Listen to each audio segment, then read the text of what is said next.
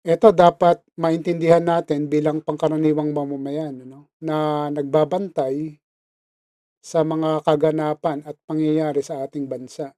At sa ngayon nga, no, ang isa sa mga pinag-uusapan ay ang tagig. So, hindi ito dahil sa BGC, no? Sapagkat yung BGC, kung titingnan natin at kung napuntahan na natin, ang lugar na yan ay talagang pwedeng ipagmalaki, no? Kahit sa ibang bansa. Maganda talaga yung lugar. Pero sa kabila ng ganda niyan, sapagkat yan ay bahagi lamang ng tagig, eh meron palang malaking anomalya na nangyari at nangyayari.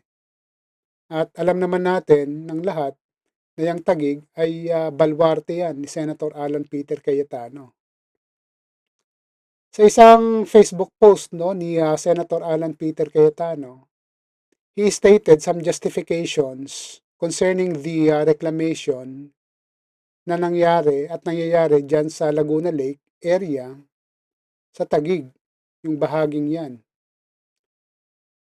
Still, para sa atin, no, ay isa itong direktang pag-amin na meron talagang reclamation. There is no denial. Ngayon, ang tanong dito, kung legal ba o illegal yung aktibidad. At ayon kay Senator Lacson at sa iba pang government agencies like the Philippine Reclamation Authority at Laguna Lake Development Authority, ay wala silang makitang sapat no, na dokumento upang magpatunay kung legal ba yung reclamation. So, eto yung mas matindi.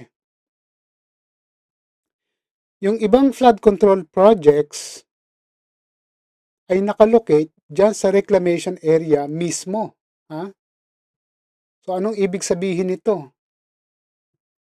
Walang flood control projects na nangyari at nangyayari sa area na yan, bagkos, yun nga yung reclamation.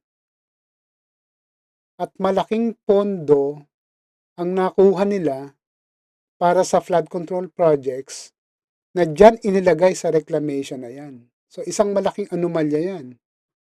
At dapat laliman pa ang investigasyon dyan at makita at makilala kung sino talaga ang mga tao na sangkot dyan. Ha? Malamang, no?